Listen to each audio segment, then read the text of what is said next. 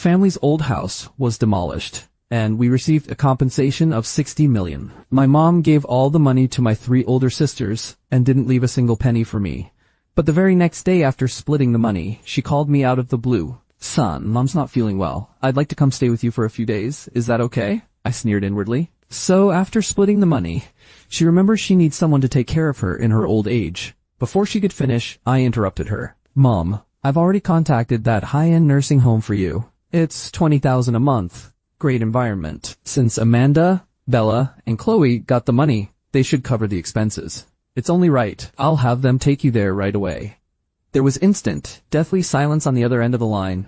All these years, I've been like a fool. I'm the only son in the family, and in their eyes, the most successful one. I graduated from a top university, built a career in a big city, own a house and a car, and make $1 million a year. In their eyes, all of this is taken for granted. When Amanda needed $200,000 to buy a house, I gave it. When Bella's child needed $50,000 in sponsorship fees to get into a key high school, I paid it. When Chloe's store lost $300,000, I covered the loss. My mom would call every few days, either saying something was wrong here or she needed money there. Every time, without hesitation, I transferred the money. I thought I was the pillar of this family, that my contributions were seen by all, and that my mom's heart ached most for her only son. Until yesterday, that 60 million in demolition money hit me like 60 million loud slaps to the face. So, in their eyes, I was just an ATM they could draw from endlessly. I could hear his rapid, suppressed breathing. He probably never dreamed that his son, who had always been so obedient to him, would say something like that.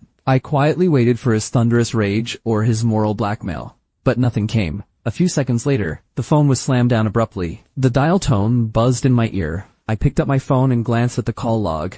Then I pulled that number, which I knew by heart, into my block list. After hanging up, I felt an unprecedented sense of relief, as if a boulder that had been pressing on my heart for years had finally been moved away. The door to my study was pushed open gently. My wife, Fiona, walked in carrying a cup of hot tea. "Who were you talking to? You sounded a bit upset." I took her hand and told her everything about yesterday's money split and the phone call just now. After listening, she wasn't angry or surprised. She just let out a long sigh.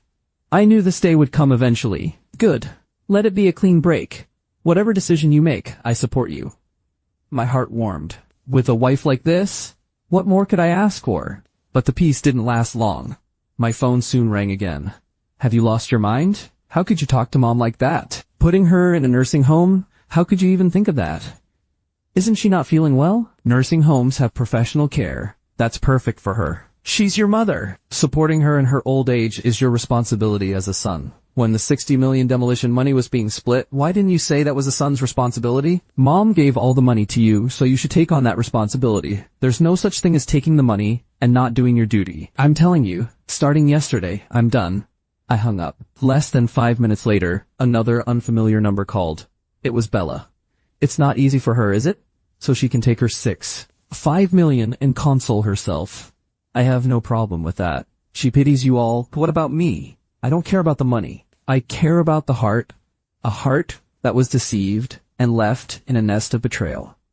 Bella, drop that attitude of yours. It won't work on me. You'll break Mom's heart." The moment she decided to give me nothing, my heart was already broken. I hung up again. Next came Chloe, the most impatient one. The second the call connected, she started cursing. "Ryan, you ungrateful wolf. You heartless thing. Mom wasted her life raising you. All those years of education went to the dogs. If you don't take Mom in, we'll come to your company and make a scene." Listening to her tirade, I felt nothing inside. Not even a ripple. It was almost laughable. These were my own sisters. When they took my money, it was all, "Dear little brother." Now, to make me keep being their workhorse, they even resorted to threats. I knew it wasn't over. If phone threats didn't work, they would definitely show up in person. Sure enough, the next evening, the doorbell rang. I looked through the peephole and saw 4 people standing outside. The whole family, lined up neatly. Every face wore an expression of accusation, as if I were the worst criminal. I said to Fiona, who was playing with our daughter Coco in the living room, "Take Coco to the bedroom and lock the door. Don't come out." Fiona nodded, picked up our daughter, and went into the bedroom. I took a deep breath and opened the door. They surged in like a tide. My mom, Susan, was at the front, and the moment she stepped in, she started wailing. "What sin did I commit to raise such an unfilial son? I slaved away to bring you up. And this is how you treat me. You finally opened the door. I thought you didn't even want your mother anymore.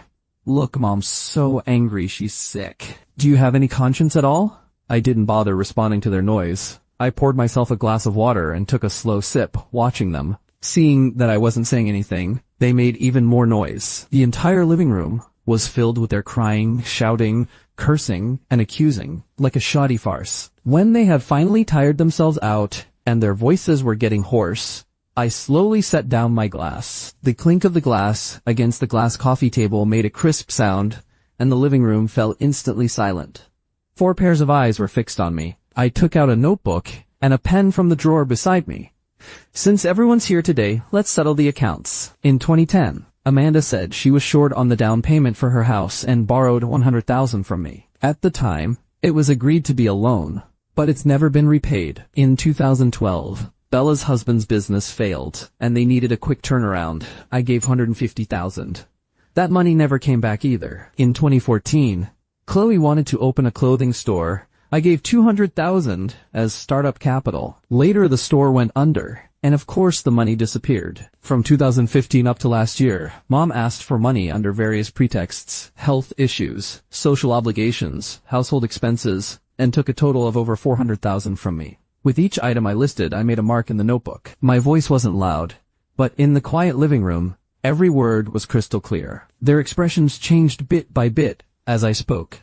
From self-righteousness to shock, and then to guilt. Now you're sitting on $60 million in demolition money, not a cent of which went to me, and yet you're accusing me of being unfilial? Don't you find that ridiculous? This is a family support and responsibility agreement I've drawn up. It's very simple. Whoever got the money takes on the responsibility of caring for Mom. Mom's $500,000 plus $2 million from each of you 3 sisters.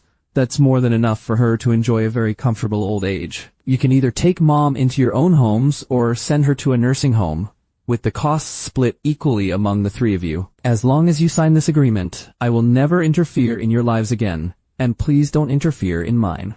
I pushed the agreement and the pen across the coffee table toward them. They stared at the agreement as if it were some kind of monster. Amanda's lips trembled. You're cutting ties with us? It's you who wants to cut ties with me. My mom, Susan, who had been silent all along, suddenly looked up and stared at me with piercing eyes. Her tears had dried, and her eyes held not grievance but a deep, bitter resentment. Ryan, don't you regret this? You don't deserve a single cent of that money. Her words stabbed into my heart like a poisoned needle. Why don't I deserve it? Don't you know very well what you did yourself?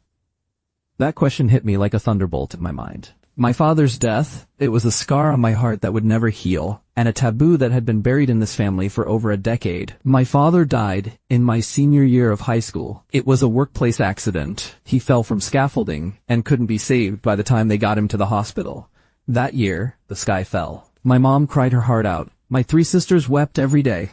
I locked myself in my room for 3 days and nights without eating or drinking. I hated the injustice of fate. I hated the construction site boss. I hated everything. And most of all, I hated myself. On the day of the accident, my father had been at home resting. It was because of me. Because I had a failing math test and was too scared to go home, wandering outside until dark. My father got worried, couldn't find me, and rode his old bicycle all over looking for me. Then he got a call from the foreman saying a shipment of materials had arrived and they needed extra hands to unload double pay. My father hesitated, but he thought of me, of my upcoming college entrance exams, of the money I would need in the future. He went. And he never came back. That event was the pain of my entire life, and the reason I worked so hard and tried so desperately to compensate this family. I thought they all understood. I thought they, like me, had buried that pain deep in their hearts. I never imagined that today, at this very moment, they would drag that filthiest bloodbath back out and throw it in my face. Who did Dad go to that construction site for back then, Ryan? You still have the nerve to bring that up? Yes, Ryan, the 3 of us sisters, we went out to work right after high school just so you could study in peace. They chimed in together, perfectly coordinated. My mom's crying resumed right on cue. When your father was dying, he held my hand and made me promise to get you through school. He said you were the only hope of the Ryan family. I promised him, and I kept my word. But you ungrateful brat, now that your wings are strong, you've forgotten where you came from. Their words were like sharp knives, each one drawing blood, each one piercing my heart. I looked at these three women I called my family. On their faces hung grief and accusation, but in their eyes flickered greed and calculation. So that was it. In their minds, my father's death wasn't an accident, it was my original sin. All my years of giving weren't love, they were atonement. The money I gave them wasn't out of affection. It was just compensation I owed. Now that the demolition money had come, in their view, it was money my father bought with his life. And I, the sinner, naturally didn't deserve a single cent of it. That money was rightfully theirs, compensation for all their sacrifices over the years. What a perfectly closed loop of logic. What a laughable self-hypnosis. I laughed, a low, cold chuckle that grew into uncontrollable laughter. My laughter echoed through the living room, harsh and jarring. They were all stunned by it. Slowly, I stopped laughing, but tears had formed at the corners of my eyes. I stood up, walked step by step to my mom, and looked down at her from above. Mom? When Dad died, how much was the compensation from the construction site? Susan's face went pale, her eyes darted, her lips trembled, but she couldn't speak. Let me answer for you. It was $300,000. 15 years ago, that was a fortune. What did you do with that money?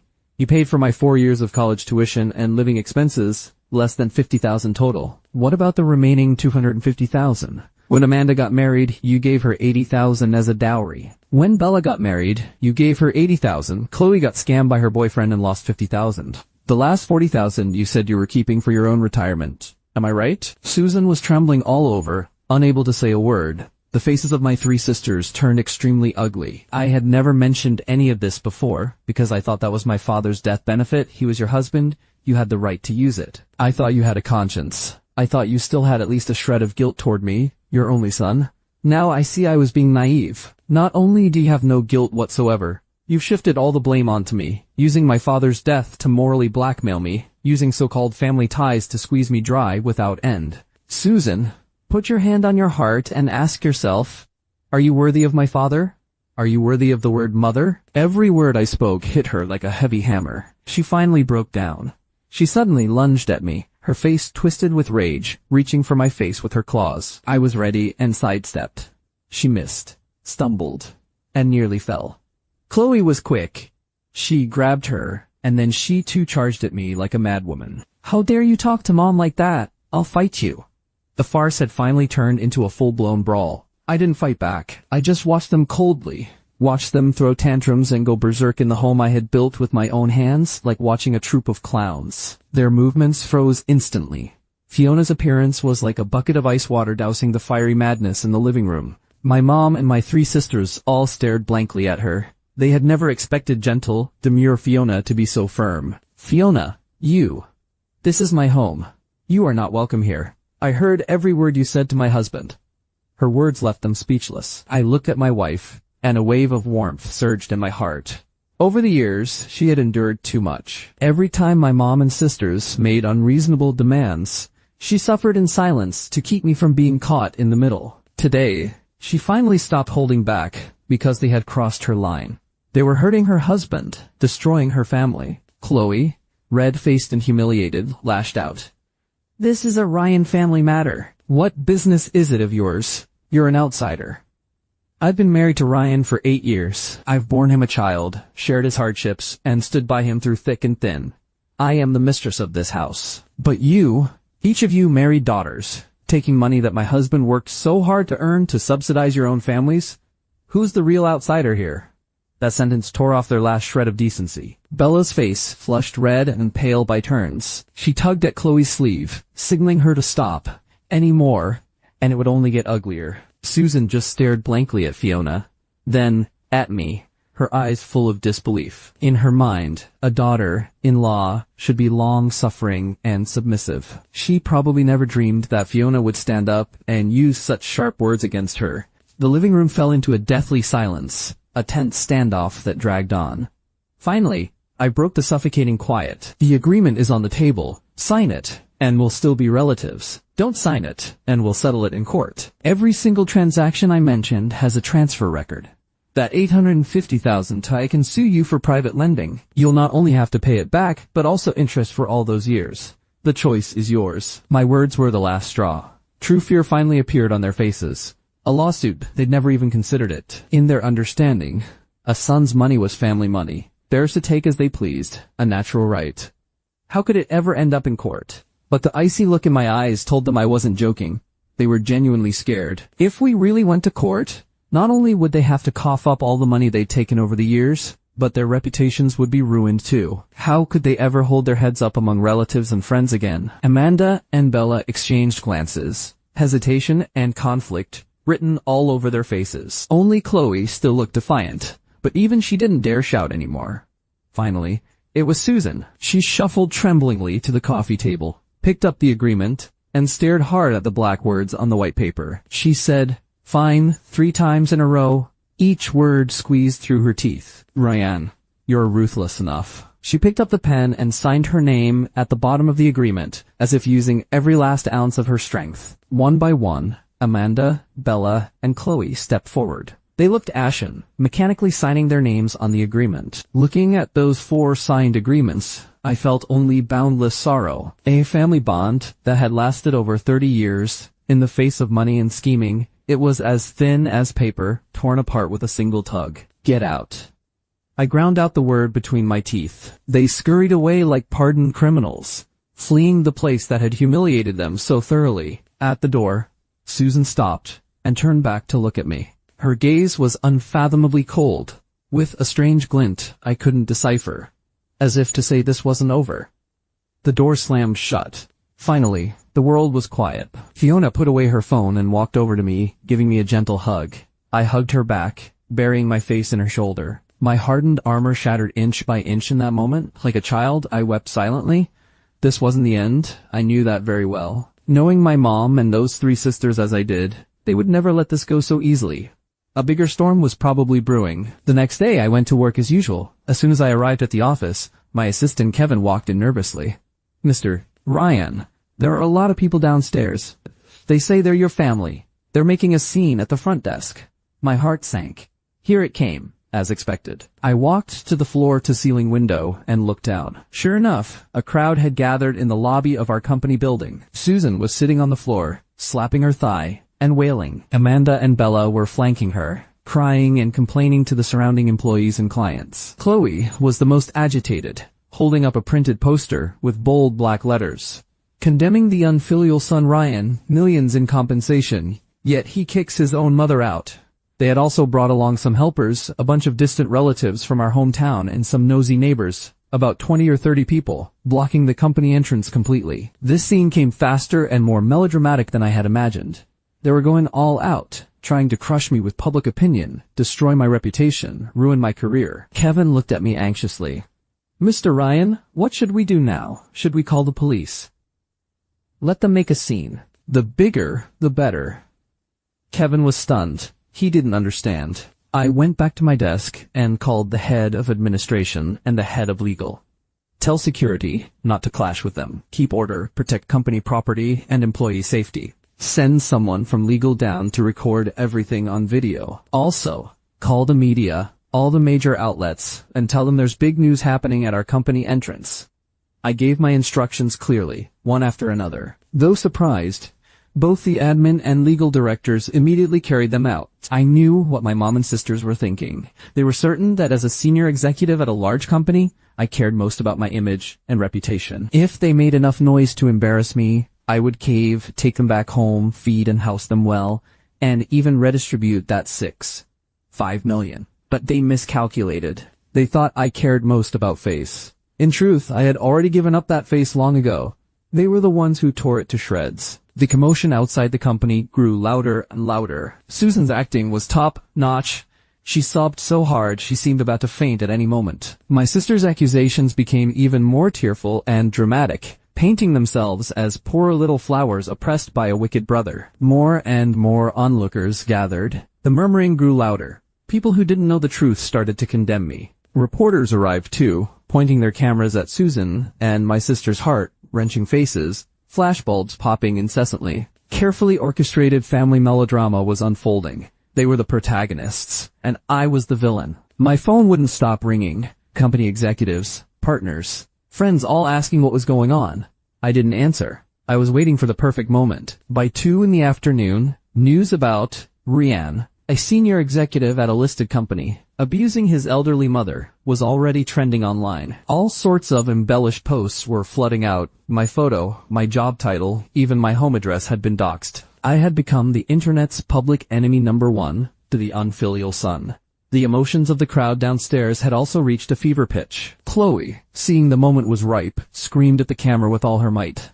"If you don't give us a satisfactory answer today, we won't leave. We'll let everyone see what a beast you really are." I picked up a few documents from my desk, straightened my suit, and walked into the elevator under the gaze of my colleagues, some sympathetic, some disdainful, some curious. The noisy clamor of the lobby hit me instantly as I stepped out, all eyes fixed on me.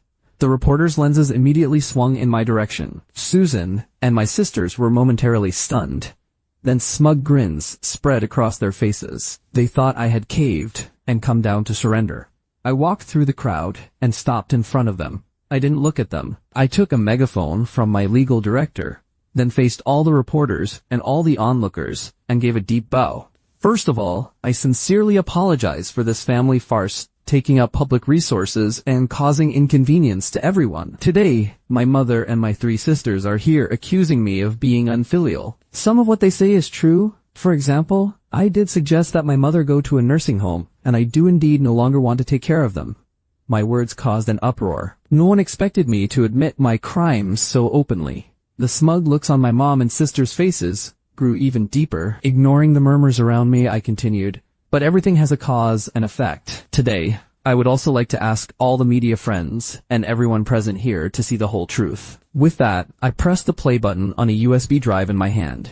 The huge LED screen on the exterior wall of my company building behind me suddenly lit up. The video Fiona had recorded at home yesterday appeared clearly on the screen. In the video, Susan viciously lunged at me. Chloe screamed like a mad woman. Their tantrums, their hideous behavior were all captured in high definition. There was absolute dead silence. On the giant LED screen, the footage looped continuously. Susan's face, twisted with rage, was displayed in crystal clarity before everyone. Chloe's shrieking, like a fishwife's curses, echoed through the entire square via the megaphone. Amanda and Bella's instigating and fanning the flames were also captured without missing a frame. The whole world fell silent.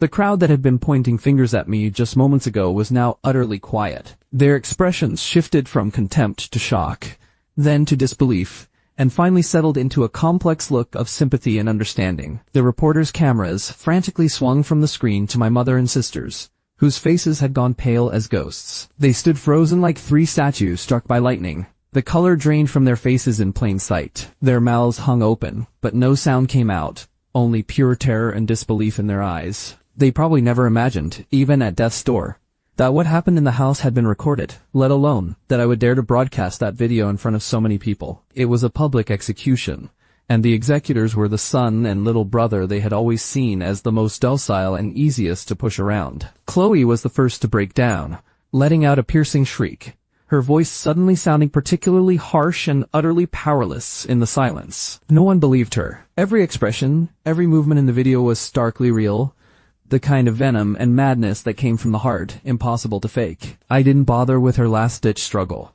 I took several other documents out of my briefcase. Dear media friends, these are some of my transfer records to my mother and 3 sisters over the years, totaling 850,000 yuan. Every single transaction has bank statements that can be verified.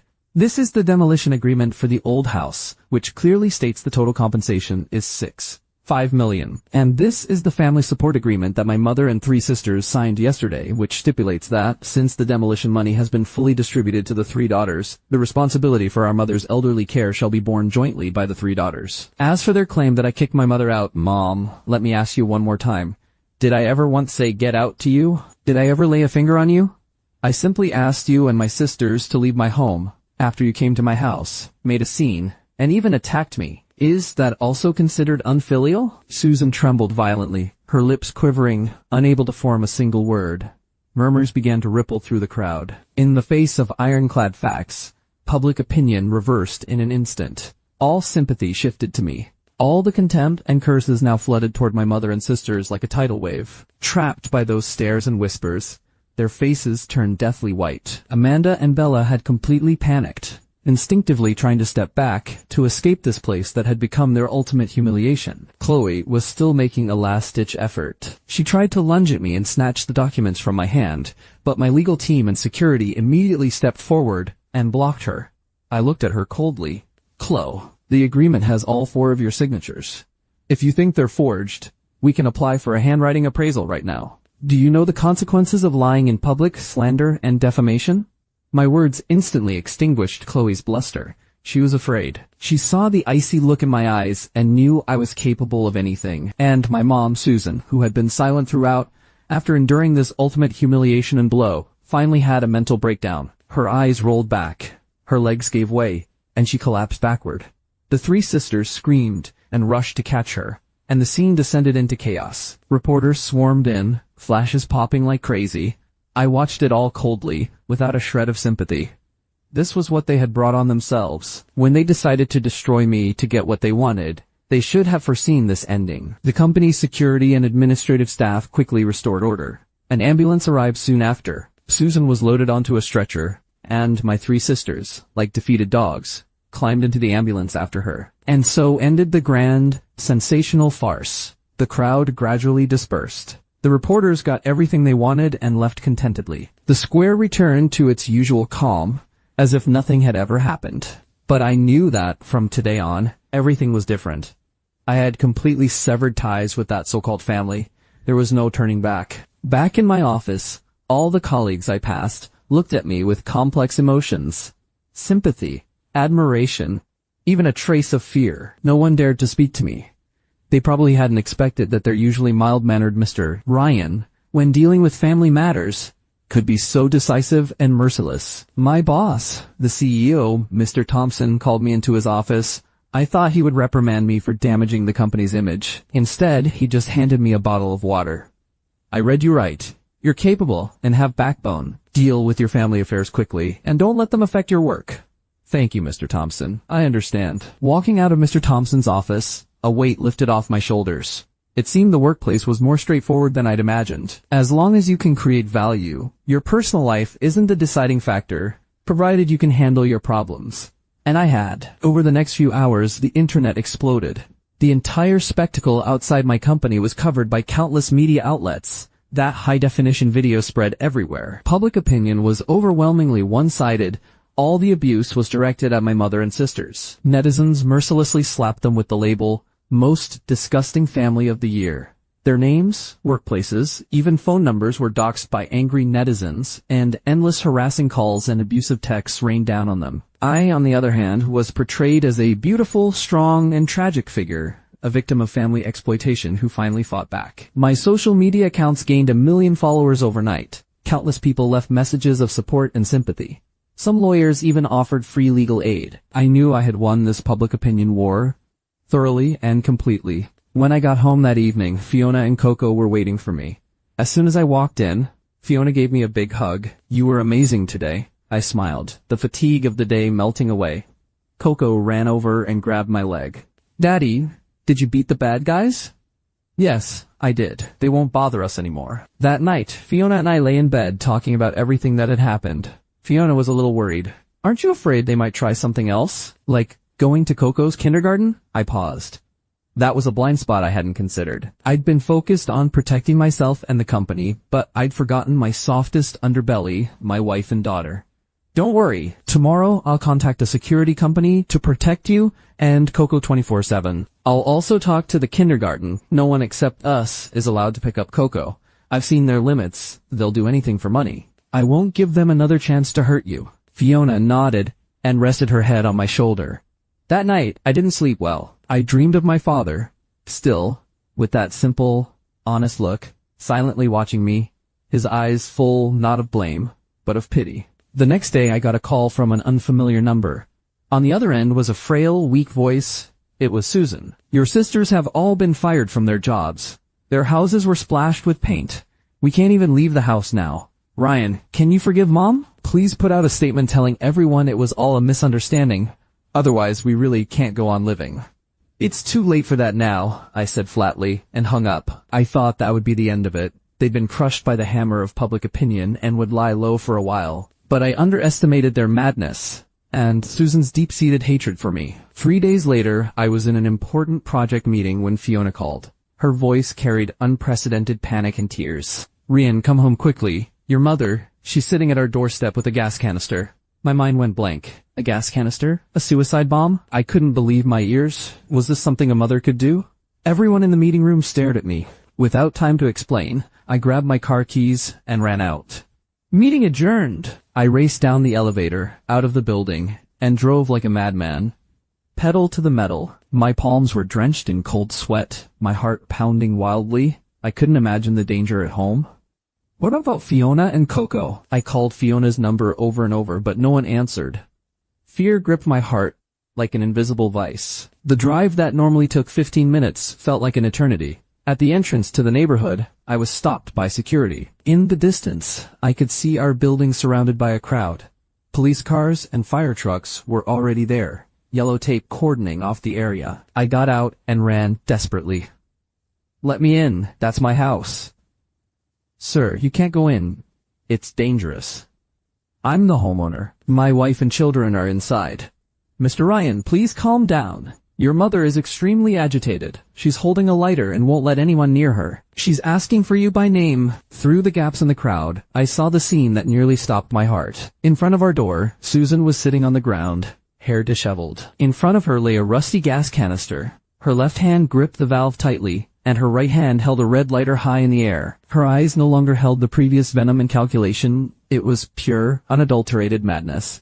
A desperate resolve to drag everyone down to hell with her. My 3 sisters were kneeling not far behind her, crying their hearts out. They were genuinely terrified. They wanted me to cave, to get their money back. But they didn't want to die. Now the situation had spiraled completely out of control. The bomb they had lit with their own hands could explode at any moment. "Let that bastard come see me," Susan shrieked. Hearing that, half my anxiety eased.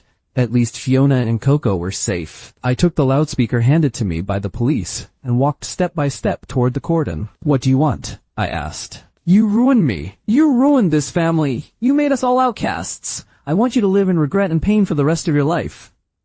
"Sisters, you see this? This is your wonderful mother. This is what you pushed her to for $2 million each. Are you satisfied now? Stop talking nonsense. You get on the internet right now and tell everyone everything before was a misunderstanding, that you wronged us, that you were blind.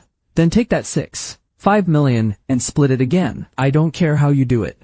Borrow, sell your house, but put the money in front of me now. Otherwise." She finally revealed her true aim. The dagger was drawn. So after all this circling, it was still about the money, threatening everyone's lives to get me to hand over cash. I laughed. A laugh of utter desolation.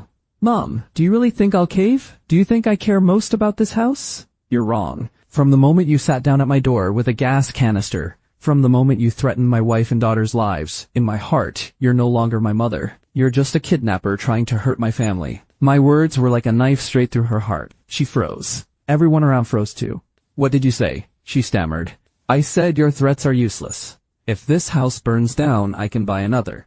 If I lose my job, I can find another. As long as my wife and child are safe, I'm not afraid of anything. But what you did today already constitutes endangering public safety. If convicted, you're looking at 10 years or more, life in prison, even the death penalty."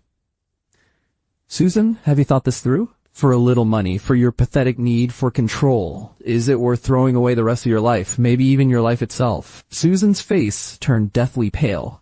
The hand holding the lighter began to tremble slightly. The law was something she had never considered. She thought that between mother and son, there was only morality, not law.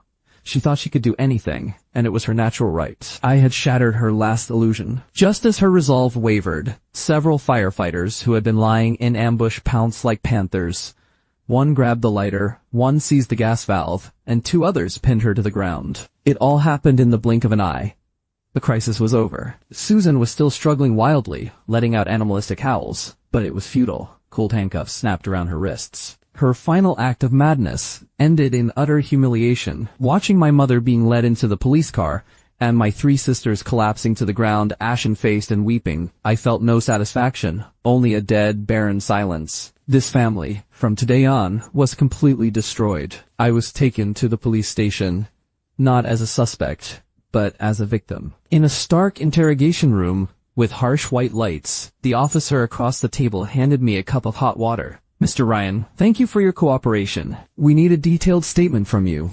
I nodded and recounted everything that had happened that day. From Fiona's call to my arrival home to my confrontation with Susan. My tone was calm, as if telling a story about someone else. The officer took notes and looked up at me now and then with a hint of sympathy. After I finished the statement, I walked out of the interrogation room. At the end of the hallway, I saw my 3 sisters. They had also been brought in for questioning. All their former arrogance had vanished, replaced by fear and confusion. When Amanda saw me, she instinctively stood up and opened her mouth as if to say something. I didn't give her the chance. I walked past them without a sideways glance, as if they were just meaningless pockets of air. Their eyes shifted from pleading to hatred. I knew what they were thinking. They believed I, their own brother, had personally put our mother in prison. They would never stop to think who had pushed her step by step to the brink of madness. Outside the police station, night had fallen. The cold wind hit my face, but I felt a clarity I had never known before. My lawyer, Mark, was waiting for me at the entrance. He patted my shoulder. "It's all handled. Your mother's actions are extremely serious. This is no longer just a family dispute. Endangering public safety is a felony." "How long will she get?" "Considering there was no actual casualty or property damage, but the social impact is extremely severe. Preliminary estimate, 10 years minimum." 10 years. I repeated the number in my mind. No satisfaction, no sorrow, just a numb sense of finality. Susan would spend the rest of her life behind bars. That was the path she had chosen. Back in the car, I called Fiona. The moment she answered, her tearful voice came through. "Are you okay?" "I'm fine. Don't worry." "Is Coco asleep?" "Yes. My parents came over to stay with us." "Good. I'll come home now. We're going to sell this house. Move away. Leave all these terrible memories behind. We'll start over." "Okay, we'll start over." I hung up, started the engine, and merged into the city's flow of traffic. Outside the window, countless lights glittered like a river of stars. I knew that from this moment on, I had completely severed ties with that so-called family. Ahead of me was my own path, one leading to new life, and to the unknown. Life seemed to return to calm overnight, but something had been forever changed. Susan was in criminal custody, awaiting the full force of the law. The news exploded like a bomb in our extended family circles.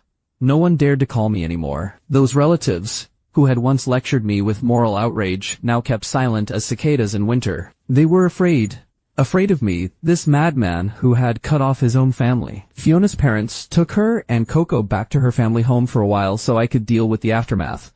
I started selling our current house and looking for a new place. I wanted to give my wife and daughter a truly safe, warm home. Just when I thought everything would finally settle down, my 3 sisters came to see me again. This time, they didn't come to my house or my company. They reached out through Mark and asked to meet at a cafe. I didn't want to go, but Mark said they seemed sincere. Maybe they wanted to negotiate compensation and settlement. To end things completely, I went. When I arrived, they were already there. A few days had aged them by years. All their former glamour had been replaced by haggardness and dejection, hollow eyes, dull expressions. When they saw me, they stood up nervously. I didn't speak, just sat down across from them. Mark sat beside me. "What do you want?" We came to apologize to you on Mom's behalf. She was wrong. We were all wrong. We shouldn't have been blinded by money. We shouldn't have treated you like that." Chloe, once the most aggressive, now sat with her head down, silent, her fingers nervously picking at the table corner. I watched their pathetic performance and felt nothing. No need to apologize. If that's all you came to say, I'm leaving. We know we were wrong. We're willing to give the money back. All 6 million. We don't want a cent. Just ask you to go to the police and forgive Mom. Write a letter of leniency. She's old. She's not well. If she really gets 10 years. So this was their real goal. Using money to buy her freedom. Using that pile of dirty, scheming cash to save their mother and their own consciences for the rest of their lives. I laughed. "Amanda, are you misunderstanding something? What Mom did wasn't a family dispute. It was endangering public safety. She threatened not just me, but every resident in that building. My letter of leniency won't change the verdict." "Then what will happen? Will Mom really go to prison?" "That's what she deserves. That's exactly what she deserves. From the moment she sat at my door with a gas canister and threatened my wife and daughter's safety, in my heart, she was already dead. And you're the ones who pushed her to the edge. When the demolition money came, you divided it among yourselves and pushed the responsibility of caring for her onto me. When I refused, you encouraged her to come to my company and destroy my reputation. When she was on the verge of a breakdown, you kept fanning the flames until she did something extreme. And now you want me to take the fall? Do you think that's fair? With that, I stood up and walked out of the cafe without another glance. Behind me, I heard their desperate, stifled sobs. I knew this was the last conversation I would ever have with them. From that day on, our lives would never intersect again. A month later, I sold the house. On the day I signed the papers, I went back to the empty apartment alone. All the furniture had been moved, leaving only scattered debris and memories. I had lived here for 8 years. I once thought this place was the fruit of my hard work, a symbol of my success. Now it held only endless arguments, betrayal, and pain. I felt not a single trace of attachment. Fiona and I bought a bigger house on the other side of the city. Better school district, quieter neighborhood. Coco was overjoyed because she finally had a princess room with a bay window. Fiona was happy too, because she finally had her own sun-drenched study. Our lives were slowly returning to normal. Susan's case had entered the judicial process. Trial and sentencing were just a matter of time. Mark told me she'd likely get 10 years. My 3 sisters had vanished completely from my life. I heard they sold their houses in our hometown and left the city where they couldn't show their faces anymore. Where they went, I didn't know, and I didn't want to know. We were like 2 lines that had crossed. After that brief intersection, we headed forever in opposite directions. Before moving into our new home, I had to go back to the old family house one last time to deal with some of my father's belongings. The old house, which had held my entire childhood, was about to be demolished. My father's things had been locked in an old wooden chest in the attic by my mother. I climbed up the creaky stairs and found the dusty chest. I opened the lock. Inside were some of my father's old possessions. A few faded shirts, an enamel mug he'd used for decades, a few labor model medals, and his favorite chess set. I took each item out, one by one, wiping the dust off with my fingers. Memories flooded back. My father was a man of few words, not good at talking, but always expressing his love through actions. He would use his rough hands to peel a beautiful apple for me. When I got a bad test score and my mom scolded me, he would secretly pull me aside and slip me a few bucks for pocket money. He would ride that old bicycle and carry me down one country lane after another. As I remembered, my eyes grew wet. Dad, if you were still here and saw what our family has become, how disappointed you would be. As I was sorting through the chest, my hand touched something hard in a hidden compartment at the bottom. I pried it open. Inside was a small iron box wrapped tightly in oilcloth. My heart stirred. I opened the box. There was no jewelry or valuables inside, just a stack of yellowed letters and a similarly yellowed, neatly folded document. I opened the document first. The moment it unfolded, I stopped breathing. It was a hospital birth certificate. In the column for the baby's name, it said Ryan. In the column for father's name, it said James, my father. But in the column for mother's name, it didn't say Susan. It said a name I had never heard before. Lily. My mind went blank. A thunderbolt seemed to explode over my head, shattering everything I knew. This wasn't my mother's name. Susan was not my biological mother. My whole body went cold, my fingers trembling as I picked up the stack of letters. They were written by my father to that woman named Lily, or rather, drafts that were never sent. The handwriting was my father's familiar scrawl. Lily, I'm so sorry. I'm sorry for you. I'm sorry for Ryan. Susan found out. She made a huge scene. She said if I didn't break it off with you, she'd go to your workplace and ruin you, make you a pariah. I'm useless. I was scared. I could only choose to betray you. I will raise Ryan as my own son. Don't worry. I owe you this for life, James. Letter after letter, between the lines were a man's lifelong regret, cowardice, and guilt. They pieced together a truth that had been buried for over 30 years. I was never Susan's son. I was my father's son with another woman. Susan raised me not out of motherly love, but out of control over my father, and out of hatred for me, an outsider. No wonder she had been so abusive to me since I was little. No wonder she gave all her love to my 3 sisters. No wonder, when she split the demolition money, she said, "You don't deserve a single cent of that money." In her heart, I was never a Ryan. I was just a bastard hatchling in a borrowed nest, a living stain of humiliation she had hated her whole life. I sat there on the cold attic floor, clutching the birth certificate and those letters, tears silently streaming down my face. So all my life, the family I had fought so desperately to hold together was a lie from the start. The half a lifetime of gratitude I had tried to repay was built on such ugly truth. How laughable. I, Ryan, had been an outsider all along. I don't know how long I sat in that cold attic. Time seemed to lose all meaning. I wiped the dust off my face, took one last look at that attic that had held all my childhood nightmares, and then walked downstairs without looking back. This old house needed to be torn down, along with all those unbearable pasts, buried forever in the dust. I walked out of the old house. The sunlight outside was a little blinding. I started the car and left that alley where I'd lived for 18 years. I didn't go to our new home. I drove to the riverbank. I rolled down the window and lit a cigarette. In the swirling smoke, my thoughts gradually cleared. I was not Susan's son. That realization was like a key unlocking all the chains that had bound me. I no longer owed her anything. The so-called nurturing grace, in the face of over 30 years of emotional abuse and endless exploitation, had long since been erased. The $850,000 and more I had given this family was more than enough to settle any debt. Legally, I was still her adopted son and bore some responsibility. But emotionally, there was only hatred left between us. I pulled out my phone and called Mark. Mark, how's Susan's case going? Still in process. The facts are clear. The evidence chain is solid. No surprises. Good. I found some new information. I briefly told him what I discovered in the old house. There was a long silence on the other end. Ryan, I'm fine, Mark. I just want to know one thing. Will this background affect Susan's case? Or can I legally sever our mother-son relationship? Ryan, it's complicated. Legally, you and Susan have formed a de facto adoptive relationship. Even if you find proof of your biological mother, going through the process to unilaterally terminate that relationship is extremely difficult, especially at this critical point when she's about to be sentenced. The court is likely to see it as you trying to evade your support obligations. However, this truth can serve as strong character evidence. It can show the judge that Susan has held long-term prejudice against you and emotionally abused you. While it won't change the charge of endangering public safety during the judge's overall consideration, it might help explain some of her motives. Even if those motives are twisted, simply put, it won't change the outcome, but it will make the whole truth clearer. I understand. I hung up. The last thread of hope was severed. I couldn't legally erase her from my life, but I could banish her completely from my world. I drove back to my in-laws' place. Fiona and Coco ran to me immediately. Where have you been? I couldn't reach you on the phone. Daddy, why are your eyes red?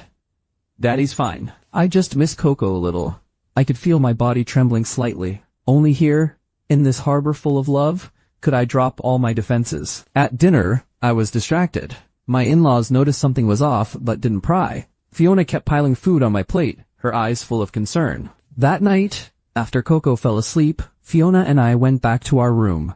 I closed the door and took out the small iron box from my backpack. Fiona looked at me quizzically. What's this? I didn't say anything. Just opened the box and handed her the birth certificate and the letters. Fiona took them, read them word by word under the bedside lamp. The room was silent, except for the rustling of paper and our increasingly heavy breathing. I watched Fiona's face. Her expression shifted from confusion to shock, to disbelief, and finally to deep, aching sympathy. She looked up, her eyes already red. It's all in the past. From now on, you have me, you have Coco. We are your real family. That night, we talked for hours. I told her everything, from childhood to now, every detail I had tried to forget, every pain I had suppressed. Those neglected wounds, reopened at this moment, hurt, but at last, they could see the light. Fiona was the best listener. She didn't offer too many comforting words. She just listened quietly, using her gentleness and understanding to heal my inner wounds little by little. By dawn, we fell asleep in each other's arms. This time, I slept especially soundly. When I woke up, sunlight filled the whole room. The gloom in my heart seemed to have been dispelled by that light. We decided not to seek out Lily for now. The events of the past were too complicated. Barging in rashly might stir up unknown storms. What we needed most right now was a peaceful life. A month later, Susan's trial took place. I didn't attend. Fiona didn't either. We didn't want to see that face that made us sick. On the day of the verdict, Mark called me. Endangering public safety, the charge stands. Considering no serious consequences occurred, but the social impact was extremely severe, and she shows no remorse, the final sentence is 12 years. 12 years. 2 more than I'd expected. Perhaps the evidence I'd provided had shown the judge her twisted nature. I held the phone for a long time. It was over. I hung up and walked to the balcony. Below, In the brand new neighborhood garden, children were laughing and playing. In the distance, the city was bustling with life and vitality. I took a deep breath. Time is the best healer. A year's time was enough for many wounds to scar over, for many memories to fade. Our new home had long been decorated warm and cozy. Every corner was filled with Fiona and Coco's laughter. My career had also reached a new height. That public family scandal hadn't hurt my career. On the contrary, it had shown the company's upper management my decisiveness and sense of responsibility. Not long after the dust settled, I was promoted to executive vice president, put in charge of a major new project. I was busier than before, but my heart was more settled than ever. Because I knew I was no longer fighting for some illusory family. I was fighting for my wife, my daughter, for this truly warm little family we had built together. Fiona quit her previous job and became a freelance writer. She wrote articles about family and parenting that became very popular. We had more time to spend with Coco. On weekends, we'd go on picnics, to amusement parks, to museums. Coco was much more outgoing than before, always wearing a carefree smile on her face. Watching the two of them smile, I felt this was everything I'd ever wanted. As for those unpleasant people and things, they seemed to have been left far behind. Susan was serving her time in prison. My 3 sisters, I heard, had sold all their assets in our hometown and disappeared completely. They never contacted me again, and I was happy for the peace. The iron box containing the secret of my origins was locked in my study safe. I rarely touched it. Let that secret stay buried forever. I didn't want to chase any more truths. My mother was Fiona's mom, Coco's grandmother, that kind, loving old woman who made us delicious food and took care of us when we were sick. That was enough. Life was as calm as a lake, without ripples. I even thought we would go on like this, happy and peaceful, forever. Until the day I received a letter, sent from a city I'd never heard of. The envelope was craft paper, no return address, only a strange address. The postmark was from a week ago. Curious, I opened it. Inside was a single printed sheet.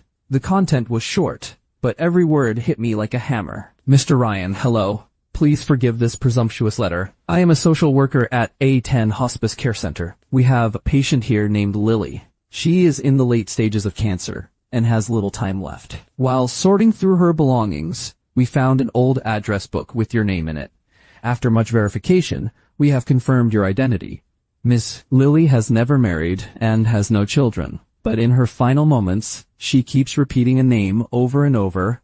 That name is you, Ryan. She says she wants to see you one last time. This is her last wish. At the end of the letter was the address and phone number of the hospice. My hands began to tremble uncontrollably. That light piece of paper now weighed 1,000 pounds. Lily. This name I had only seen on my birth certificate and in my father's letters. My biological mother, she was dying. She wanted to see me. This news was like a stone thrown into a calm lake, instantly stirring 1,000 ripples. The peace and happiness I had just built was now torn open by a huge crack. What should I do? Go or not? Reason told me I shouldn't go. She and I were just strangers bound by blood. She had been absent from my life for over 30 years. I had no obligation to fulfill her so-called last wish. My life had finally gotten back on track. I shouldn't go touching that complicated past again. But emotionally, something was pulling at me. That was my birth mother. Why did she give me up to my father? How had she lived all these years? Why did she never marry? Why no children? Countless questions surged in my mind like a tide. I knew that if I didn't go, those questions would never be answered, and I might carry that regret for the rest of my life. Fiona came out of the study and saw me looking lost. She was startled. What's wrong? What happened? I didn't say anything, just handed her the letter. She read it, and her expression grew as complex as mine. She walked over and took my cold hand in hers. We looked at each other, both full of confusion. Go, she said softly. Don't go. I shook my head, then nodded. My mind was already in chaos. To go see a dying stranger, to open a secret buried for over 30 years. Was I really ready for that? That night, I lay awake until dawn. Fiona slept beside me, breathing evenly, while I stared at the ceiling, letting my thoughts churn in the darkness. 2 names warred in my mind. Susan and Lily. One was the woman I'd called Mom. For over 30 years, she had given me endless pain and torment, and now sat in prison. The other was the woman who gave me life. She had been absent from my world for half a lifetime, and now was at death's door. Hate and resentment, mercy and regret, 2 completely different emotions clashed like 2 violent currents in my heart. Go or not?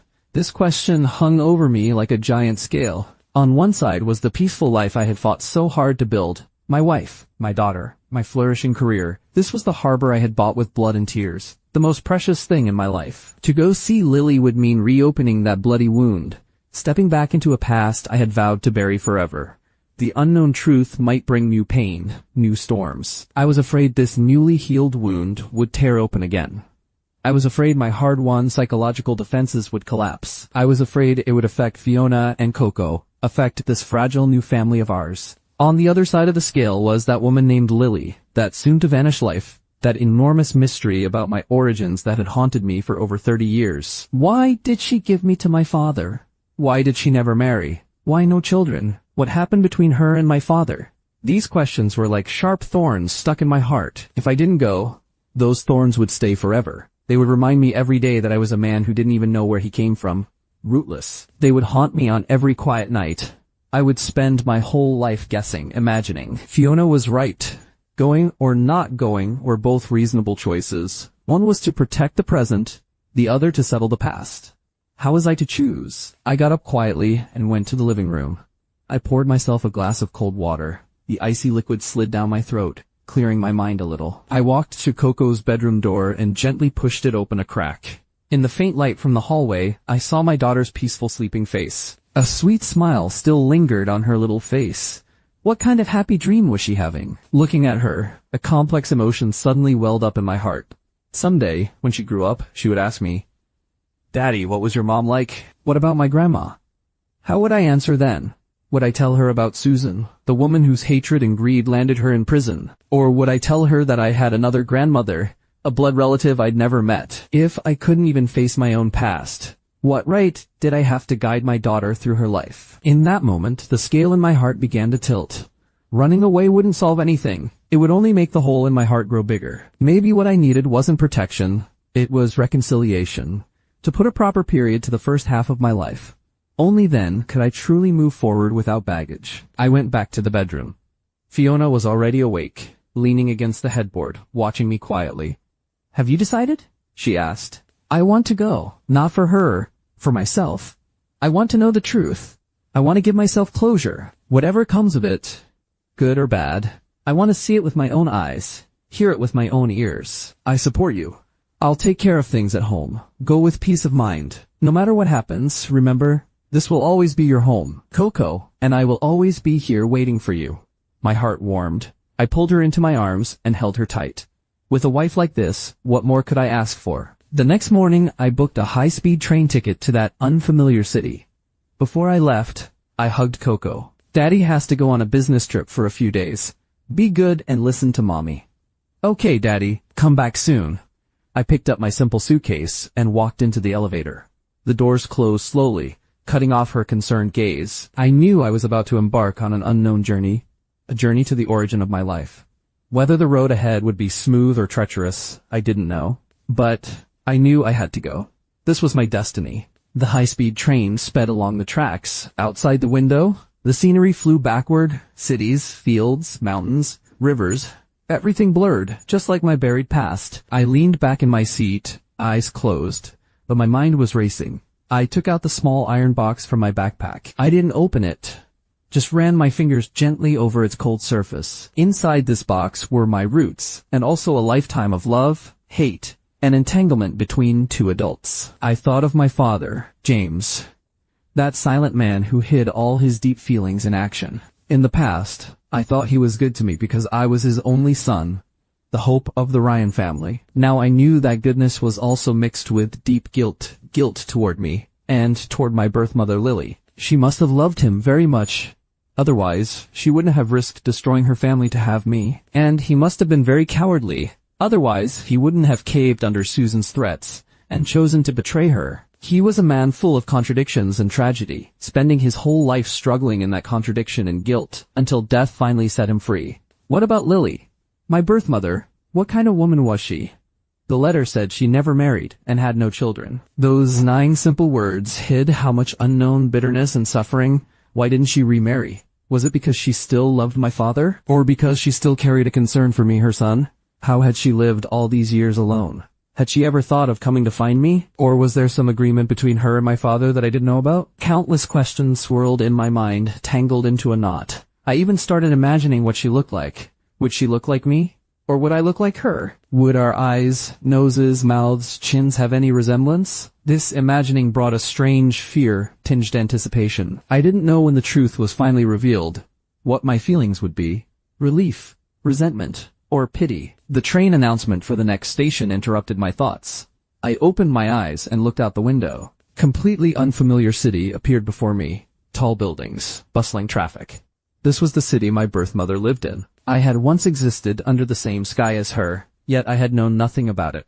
Fate truly was a mysterious and cruel thing. I got out of the station and hailed a taxi. Driver, to the hospice care center.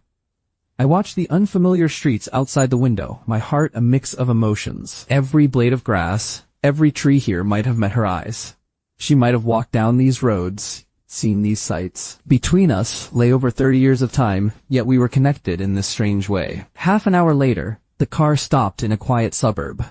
Before me stood a white building surrounded by green trees. A sign hung at the entrance. Hospice Care Center. The word hospice felt bitterly ironic at that moment. There was no peace in my heart, only stormy waves. I paid the driver, got out, and stood at the entrance for a long time without moving. This was the end of my journey. On the other side of that door lay my birth mother, and the secrets of the first half of my life. All I had to do was push open that door, and everything would be revealed. But my feet felt like they were weighed down with lead too heavy to lift. I was scared. The closer you get to home, the more nervous you feel. That saying was true. I'm here to see a patient named Lily. Oh, you're here for Ms. Lily? You must be family. Yes. Please follow me. Ms. Lou, the social worker, contacted you, right? She was just saying you should be arriving about now. I nodded and followed the nurse. We walked down a long, quiet corridor. On both sides of the hallway were rooms housing souls at the very end of their lives. This was the last stop. No noise, no clamor, only endless stillness and a suffocating silence. The nurse stopped at an office door and knocked. Ms. Liu, Ms. Lily's family is here. Hello, I'm Lisa. You look so much like Ms. Lily. Let's talk inside. Mr. Ryan, thank you for coming. Ms. Lily, she doesn't have much time left. Seeing you is her only support now. How is she now? The cancer has spread throughout her body. She's mostly on medication, unconscious most of the time. She wakes up occasionally for short periods, but even when she's asleep, she keeps murmuring your name. How did she live all these years? Miss Lily had a very hard life. She was young. I think she was a dancer in a cultural troupe. Very beautiful, very talented. Later, something happened. A big blow.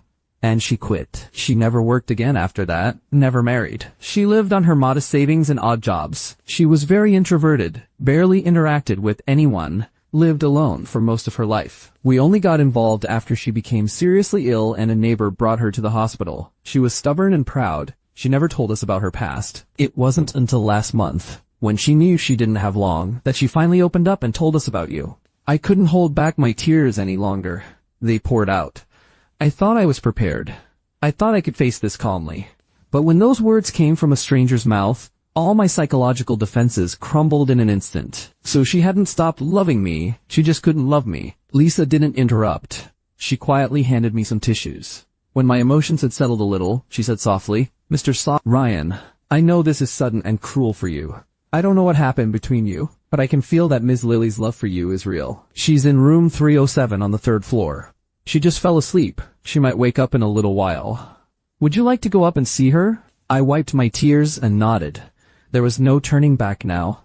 I followed Lisa out of the office and into the elevator. The air inside the elevator seemed to freeze. I could hear my own heart pounding, each beat hammering against my eardrums. The elevator stopped on the 3rd floor. The corridor was even quieter and more oppressive than the 1st floor. Every door was closed. Behind each one, a soul fighting a battle with death. Lisa stopped in front of room 307. She pointed to the door. This is it. I won't go in. I'll leave you to some privacy. If you need anything, just press the call button. She nodded at me and walked away. I stood alone in front of room 307. On the door was a nameplate with 2 words. Lily. I had seen those characters on my birth certificate. I had read them in my father's letters. Now they were right in front of me. Behind that door was the woman who had given me life, yet had been absent for half of mine. I raised my hand, but hesitated to push the door open. My palms were drenched in sweat. What was I afraid of? Was I afraid of seeing a patient ravaged by disease? Or was I afraid of seeing a face that looked like mine, yet completely foreign? I didn't know. All I knew was that this door was heavier than any I had ever faced in my life. I closed my eyes and took a deep breath. In my mind, I saw the smiling faces of Fiona and Coco. They were my strength, my anchor. I opened my eyes, my gaze firm. I reached out and gently pushed the door open. The room was dim. The curtains were drawn. A strong smell of medicine hung in the air. In the center of the room was a hospital bed, and lying on it was a small, withered figure. Tubes and wires ran from her body to machines that beeped steadily. Her hair was gone.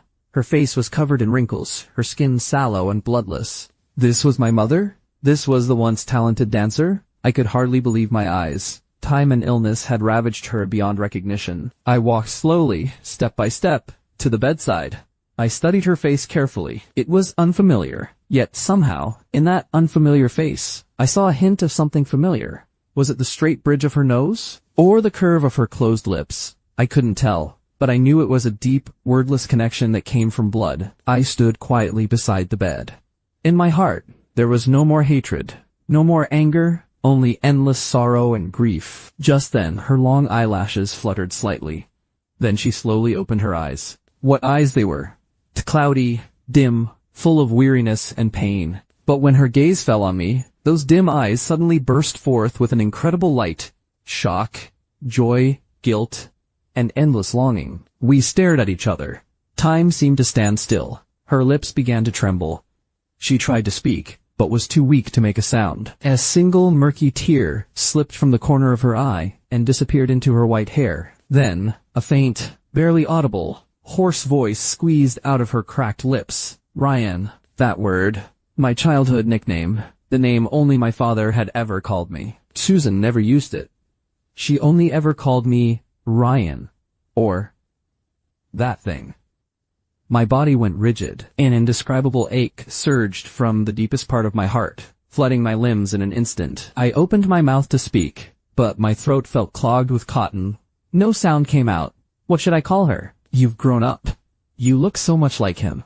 The him was obviously my father, James. My heart was stabbed again. Why? I finally found my voice. Hoarse, dry, with a tremor I hadn't noticed. Why did you do this? Why give birth to me, and then not want me? Why push me to that woman? Why make me carry the burden of being a bastard for over 30 years? These questions had festered in my heart for too long.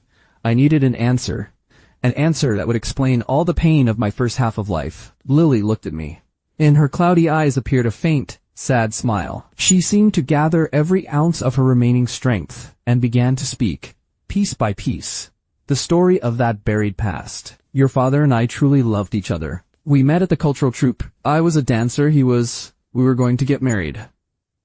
Then what about Susan? Did she love him too? She didn't love him. She used a scheme, she got him drunk, and then she became pregnant with your oldest sister. Your father was an honest man. He felt responsible, so they got married. And me. After the marriage, your father wasn't happy. He would still come to see me secretly. We couldn't control ourselves, and then I had you. Those were the happiest days of my life. Even though it was all in secret, I could feel you growing in my belly day by day. I felt it was all worth it. But that happiness didn't last. Susan found out. She went crazy. She came to me with a pair of scissors. She said if I didn't leave your father, she would slash my face. She also said she would go to the cultural troupe and ruin me, make us both outcasts. In those days, that kind of scandal could destroy a person. I was scared. Your father was scared. We were both scared. But I was about to give birth. Where could I go? In the end, your father came up with a plan. He said I should have the baby, and he would take the child home to raise, telling everyone it was his and Susan's, and I had to disappear forever, never see either of you again. That was their agreement. A pact full of cowardice, yet carrying a helpless kind of love. Susan agreed. But she had one condition. She said she would raise you, but she would never let you have an easy life. She would make you live your whole life in her shadow. She would use you to torment your father, and to torment me. So that was it. The full truth. I wasn't abandoned. I was sacrificed. My existence became a bargaining chip. A chip to keep my birth mother away from the storm. A chip for my cowardly father to scrape by. A chip for that venomous woman to vent all her twisted hatred. All the pain, all the humiliation, all the injustice of my first half of life.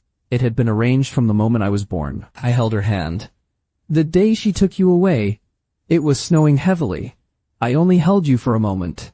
You were so small, so soft. I really couldn't bear to let you go. The biggest regret of my life is that I didn't take you with me that day. Even if it meant begging on the streets, it would have been better than leaving you with her. Her voice grew fainter and fainter. The machines beside the bed began to sound alarms. I knew she didn't have much time left. She used her last strength, her eyes fixed on me, her gaze full of pleading. Can you call me, just once? I knew what she wanted to hear. It was a word I had owed her for over 30 years, the only word she had held on so long to hear. I looked at her, this woman who had given me life, yet made me bear endless pain, looked at her fading eyes, full of hope. I couldn't hold back anymore. All those 30-plus years of grievance, resentment, heartache, longing, and this newly discovered love, as heavy as a mountain, they all poured into a single word. I leaned down close to her ear, and, with all my strength, clearly spoke. Mom. That word finally left my lips, not loud, but as if it had used every last bit of my energy, and as if it had lifted the heaviest stone from my heart. The woman on the bed shuddered at that sound. Her fading eyes suddenly blazed with an unbelievable light, which then softened into the most tender, relieved gentleness. The corner of her mouth painfully curved upward into the smallest of smiles, a smile I had been 30 years late in giving, yet one she had waited a lifetime for. Clear tears slipped from the corner of her eye, no longer murky, but bright and crystalline, as if washing away all the dust and pain of her life. She answered me, a sound so faint it was barely audible, yet it was etched into my soul forever. The alarms were still shrieking. Doctors and nurses rushed in and began emergency resuscitation, but I knew it was useless. Her wish had been fulfilled. The last strength that had kept her going was spent. I didn't move. I just held her hand tightly. I took out my phone and opened my photo gallery. I held the screen close to her eyes. On the screen were Fiona and Coco laughing in the sunlight. Mom, look, this is my wife Fiona, and this is my daughter Coco. She's 5 years old. She's your granddaughter too. I didn't know if she could still hear or see, but I had to tell her. I had to let her know that her son wasn't broken by all the pain. Her son had grown up, had a family of his own, and was happy.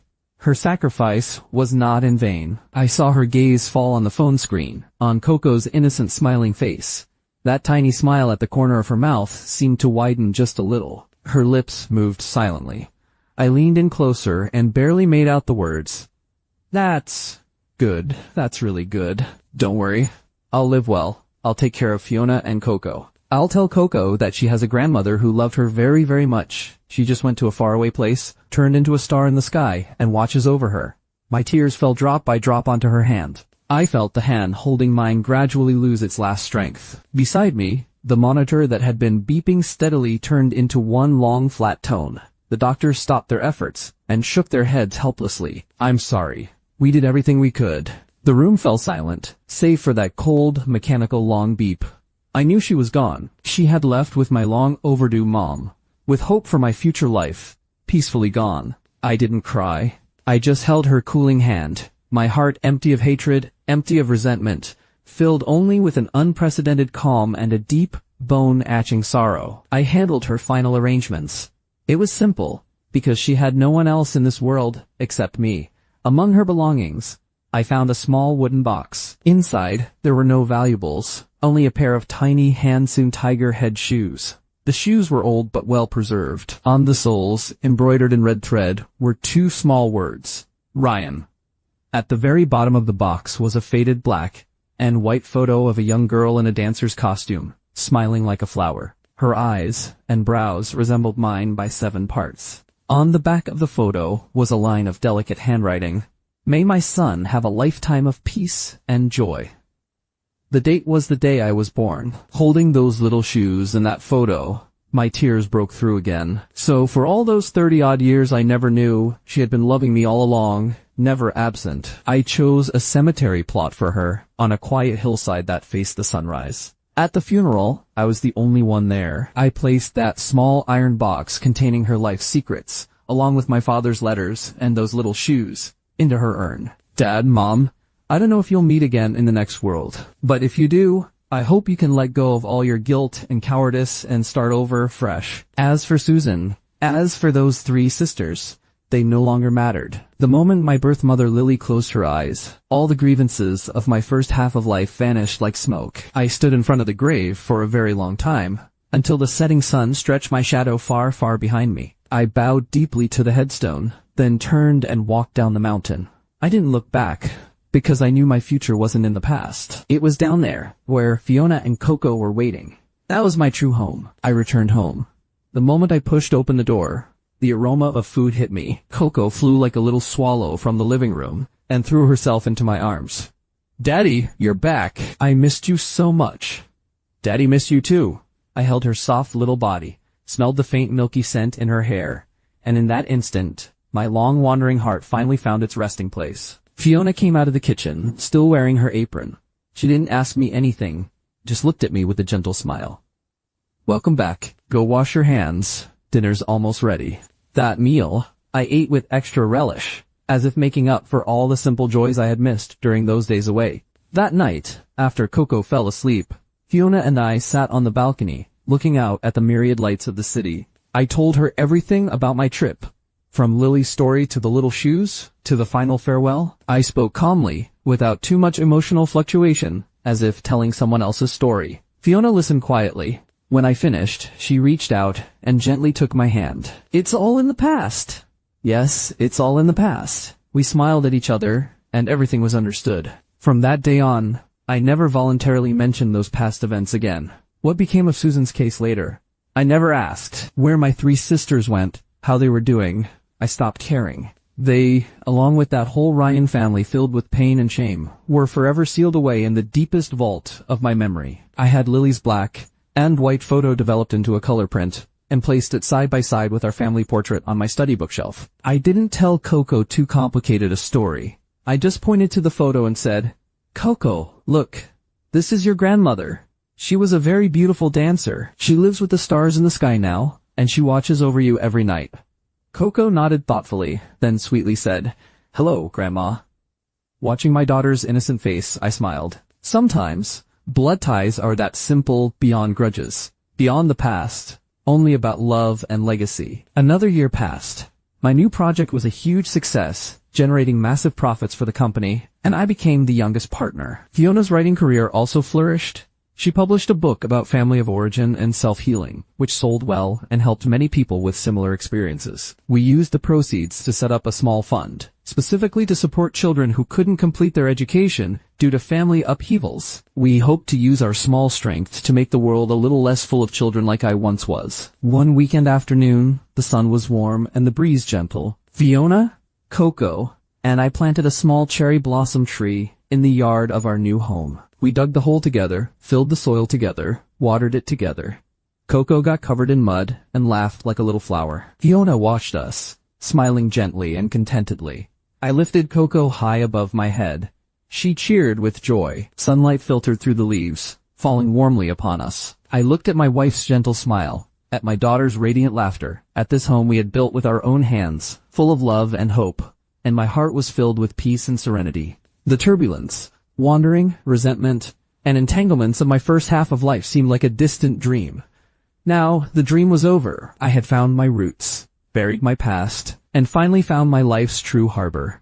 I was no longer that pitiful ATM bound to my family of origin. I was no longer that lonely bastard living in lies and guilt. I was Ryan, Fiona's husband, Coco's father, a brand new, complete, and free man. The sun was shining bright, and I was finally home.